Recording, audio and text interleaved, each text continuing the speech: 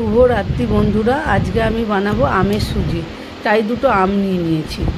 আমটাকে মিক্সি করে নিচ্ছি, এরপর ছেঁকে নিচ্ছি, কারণ যাতে ওর মধ্যে যদি কিছু থাকে তাই ভালো করে ছেঁকে নিলাম। কড়াই গরম করে সুজি দিয়ে দিচ্ছি।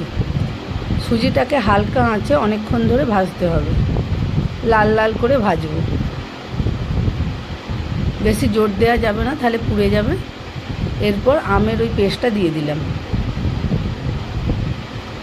এর মধ্যে দিয়ে দেবো দুধ, পরিমাণ মতো দুধ দিতে হবে।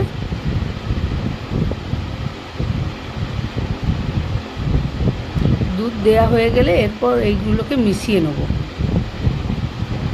ভালো করে এটা মিশিয়ে নিচ্ছি। পরে আবার দুধ লাগলো তাই দিলাম।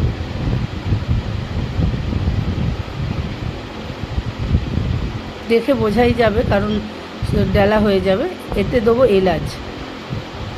প্রথমে চিনি দিয়ে দিলাম, স্বাদ মতো চিনি দিতে হবে।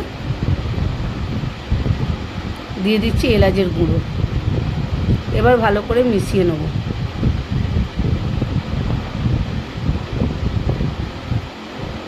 ভালো করে মিশিয়ে নিচ্ছে।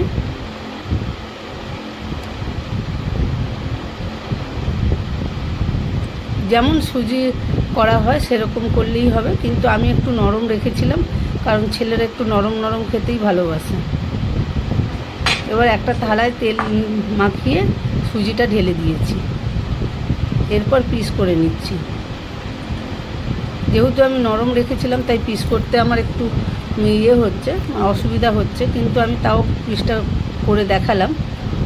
আমার ছেলেরা এমনি চামচ দিয়ে খায়।